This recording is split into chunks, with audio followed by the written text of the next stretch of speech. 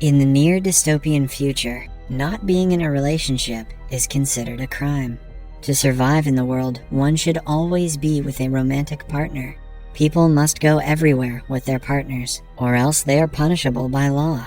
All newly single people are brought to a hotel that gives them a chance to find a romantic partner in the course of 45 days. If they are unable to find one, they are turned into an animal of their choice through a modern technique. The opening scene of the movie shows us a woman driving down a road until she reaches a field with small donkeys. She gets out of her car and shoots one of the donkeys until it is dead. The protagonist of the movie is an architect named David. His wife has recently left him for another man, so he has been brought to the hotel to find another partner. David is with his dog, Bob, who used to be his brother, but was transformed for having no romantic partner. To check into the hotel, David signs a paper and is interviewed by a hotel staff member. According to the rules of dating, the couple should have a common defining characteristic. David's defining characteristic is that he is short-sighted, meaning he should look for a partner who is short-sighted as well. David also reveals that he has been with his wife for 11 years, but she left him for another short-sighted man. I guess he didn't see it coming. After that, he is taken to his room and is briefed about the rules of the hotel by the manager and her husband. When the manager asks him what kind of animal he would like to be if he doesn't find a partner, David replies that he wants to be a lobster because they live for over 100 years and are fertile throughout their life. He also adds that he loves the sea and is quite good at swimming. The manager praises his choice of animal, claiming that most choose to be dogs, which affects the ecosystem and the animal food chain. Before they leave, the hotel's maid cuffs one of David's hands to keep him from pleasuring himself, which is against the hotel's rules. Good thing David's a lefty. The following day at breakfast, he makes friends with two men, one who speaks with a lisp, Robert, and one who walks with a limp, John. They both are searching for girls with the same attributes as themselves. While skimming through the dining area, they notice a woman whose nose always bleeds, and a woman who is heartless, but there is no one whose attributes align with theirs. Later, during an assembly, the singles are called up to speak and talk about their unique qualities. John says that he acquired his limp when he visited his mother, who had turned into a wolf. He is here because his wife died some time ago. Similarly, the others share their experiences. Throughout the day, the singles are given opportunities to talk to their potential partners. At a dance party, David asks the nosebleed girl to dance with him, but realizes that they do not have a common attribute. Following that, they're called to go to the woods to hunt the loners. Loners are the people who ran away from the hotel because they didn't want to be turned into animals.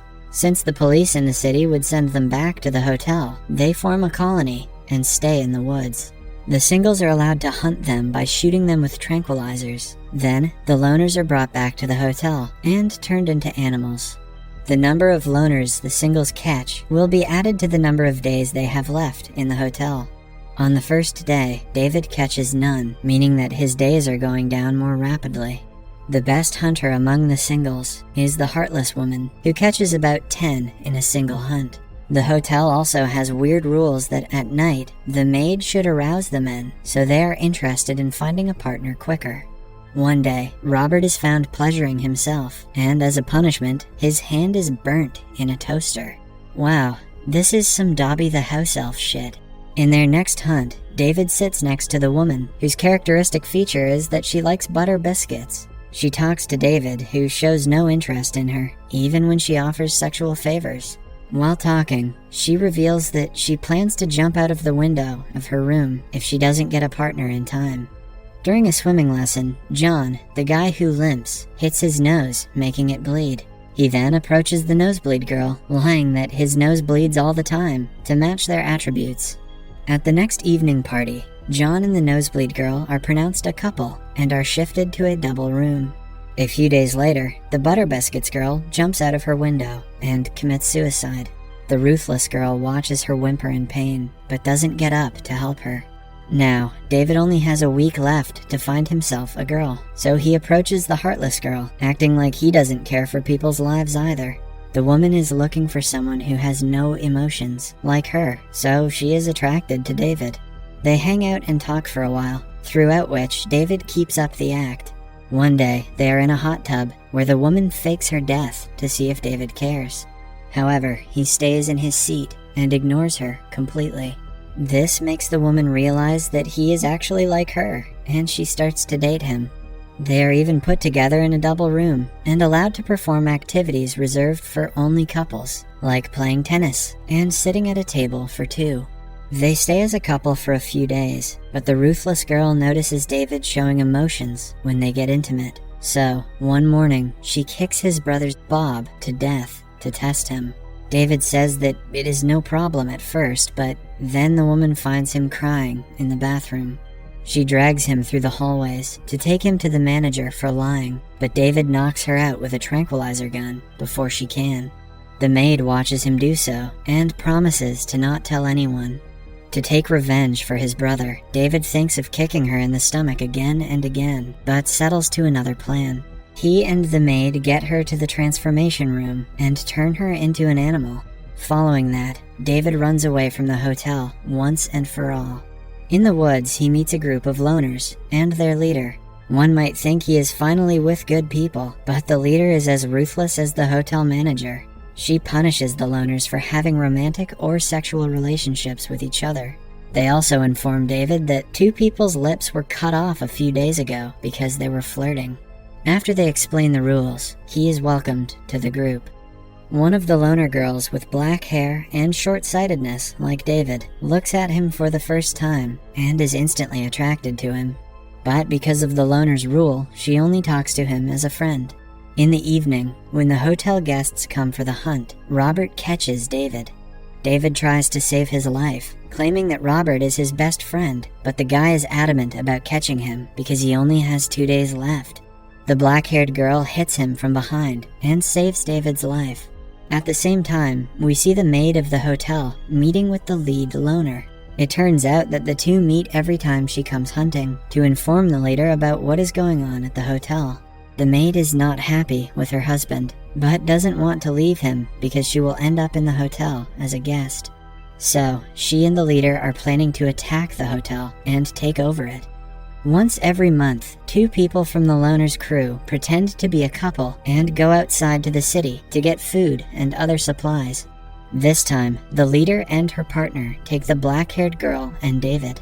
In the mall, a police officer sees David alone and questions him about his partner, demanding a marriage certificate from him, but the dark-haired girl saves him from the man. Some days later, the loners finally get ready to attack the hotel. That night, they sneak inside with the maid's help and hold the manager and her husband hostage. They ask the husband to shoot his wife dead if he wants to save his own life. The guy doesn't care about his wife at all, so he shoots her without hesitating. But it turns out that the gun was unloaded, and the purpose of the abduction was to show the couple they do not care about each other and are in a hollow relationship. At the same time, David visits John and the nosebleed girl and reveals to her that he is faking the nosebleed so that they could be together. The loners leave abruptly after proving their point and return back to the woods. That night, the maid joins the loner group. In the course of the next few days, the black-haired girl and David get closer and start liking each other. They even plan to run away from the group so they can be together.